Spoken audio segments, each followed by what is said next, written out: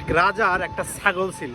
তিনি ছাগলটা নিয়ে পরিকল্পনা করলেন যে এটা আমি পুরা রাজ্যে একটা ঘোষণা দিয়ে দিব যে আমার ছাগলটাকে যে পেট ভরে খাওয়াইতে পারবে তাকে হচ্ছে আমি 1000 স্বর্ণমুদ্রা উপহার দেব। তো এটা হচ্ছে পুরা রাজ্যে হচ্ছে ঘোষণা করে দেওয়া হলো। পুরা রাজ্য হচ্ছে জেনে গেল এবং অনেক মানুষজন আসলো যে আমি এটাকে খাওয়াইতে চাই, মানে হচ্ছে এই ছাগলটাকে হচ্ছে আমি খাওয়াইতে চাই। তো রাজা শর্ত দিয়ে দিলেন যে আমি কিন্তু পরীক্ষা করব, কারণ তাকে যেভাবে খাওয়ান আনার পরে আমি তার সামনে খাবার দিব, যদি হচ্ছে সে আর না খায় তাহলে বুঝবো যে তার পেট ভরে গেছে। তো ঠিক আছে, একজন করে নিয়ে যাওয়া হইলো। একজন করে নিয়ে যাচ্ছে। তো আনার পরে রাজা দিন শেষে যখন নিয়ে আসে তখন রাজা হচ্ছে তার সামনে হচ্ছে খাবার দেয়, কিন্তু ছাগল তো ছাগলই, সে যতই খাবার থাক না কেন তাকে যদি আপনি নতুন করে খাবার দেন সে কিন্তু খাবে, মানে ঘাস যদি দেন তাহলে সে কিন্তু হচ্ছে আবার খাবার জন্য সে কমপক্ষে মুখটা দেবে। এটা হচ্ছে ছাগলের একটা স্বভাব। তো যার ফলে সবাই ফেল করতেছিল। এখন এক বয়স্ক লোক আসলো দিন, আসার পরে বললো যে আমি নিয়ে যেতে চাই এবং আমি এটাকে খাওয়াইতে চাই। বললো ঠিক আছে।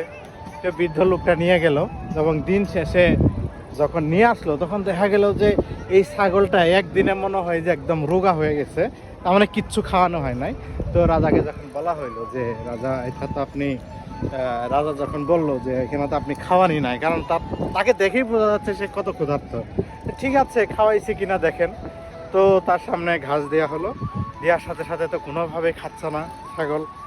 তো রাজা বললো কিভাবে এই অসম্ভবকে আপনি কিভাবে সম্ভব করলেন? তখন তিনি বললেন যে এটাকে আমি নিয়ে গেছি, নিয়ে যাওয়ার পরে তার সামনে ঘাস দিছি। তো যখনই হচ্ছে সে ঘাস খাইতে ধরছে তখনই হচ্ছে আমি একে পিটানো শুরু করছি। তো কিছুক্ষণ পরে আবার দিছি।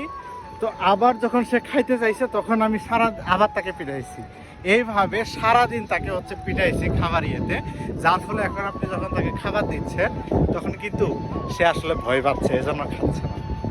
তো সেম একইভাবে আমাদের দেশে যারা মনে করেন যে আপনি ধরতে পারেন ঘুষখোর, ধরতে পারেন যে হচ্ছে যারা চাঁদাবাজ, তারপরে ধরতে পারেন যে আগে যারা রাজনীতিবিদ ছিল, তাদের স্বভাব আগের মতোই থাকবে, এটা কিন্তু স্বাভাবিক। আপনি যদি তাকে যত আদর করে যতই খাওয়ান না কেন, তাকে যত বেশি ঘুষ দেন না কেন, সে কিন্তু কখনো পরিবর্তন হবে না। সে মনে করবে কি আরেকটু যদি খেতে পারতাম। সেম একইভাবে চাঁদাবাজদেরও একই অবস্থা। আপনি যতই চাঁদা দেন, আপনি যখন আজকে 10,000 দিবেন, কালকে সে এসে 11,000 খুঁজবে, এরপরের দিন 12,000 খুঁজবে। তার মানে তাদের চাহিদা শুধু বাড়বে, কমবে না। তো এটা হচ্ছে তাদের স্বভাব। এটার জন্য যেটা করতে হবে, মায়ের উপরে কোনো ওষুধ নেই। আপনি যখন হচ্ছে যে ছাগলের মতো পিঠা দিবেন, মানে হচ্ছে যখনই সে খাইতে আসবে, যখনই সে চান্দা নিতে আসবে, তখনই হচ্ছে হবে পিঠা, মানে দেখবেন যে তাইলেই সে আর খাইতে চাবে না, এই ছাগলের মতো সোজা হয়ে যাবে। সো আগামী নির্বাচনে কিন্তু আমাদের এই জিনিসটা মাথায় রেখেই ভোট দিতে হবে যে আপনি কাকে দিবেন।